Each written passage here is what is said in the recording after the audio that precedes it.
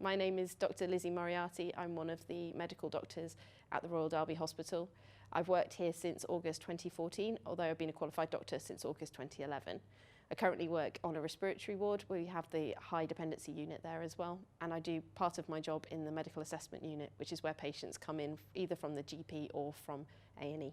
My personal experience of dementia is caring for many patients who have got dementia as one of their medical problems. Quite often this isn't the reason that brings people into hospital, but it's alongside that.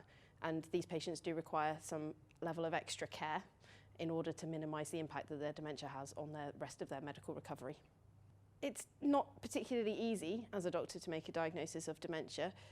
There is no sort of set blood test that you could do or set scan that shows that a patient does have dementia, and quite often it is a diagnosis that's made as a diagnosis of exclusion, so when you've ruled out other possible causes. Quite often patients who are more elderly have episodes of confusion in hospital, and this usually manifests itself at night time, which makes it more of a challenge to diagnose as part of the medical team because we do generally work more during the day.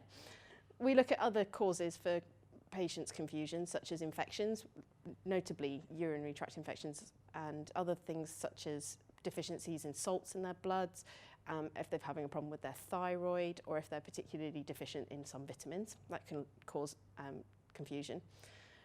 And then we look at other things, so we can do a CT scan, and one of the main signs of a patient having dementia on a CT scan is that they have a smaller brain. And your brain does get smaller as you get older, but you can normally see a more marked change in a patient with dementia. So the actual diagnosis itself is quite easy to make, but it requires quite a lot of work beforehand. Dementia is quite an umbrella term. There's several types of dementia, and they all have their own treatment options.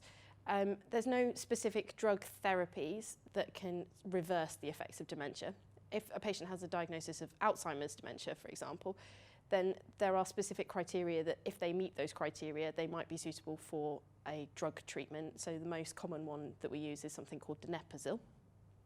But this is based on sort of the baseline level of confusion and how the dementia is progressing.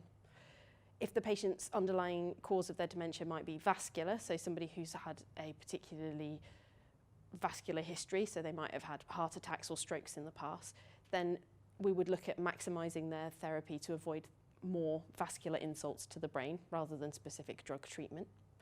And if the patient has something like Lewy body dementia, which can run alongside Parkinson's disease, then we would be looking at maximising their Parkinson's disease medication. So we have pharmacological therapies to halt the progress, and we can look at complementary therapies and keeping patients' quality of life as good as possible, but unfortunately there is no cure for dementia.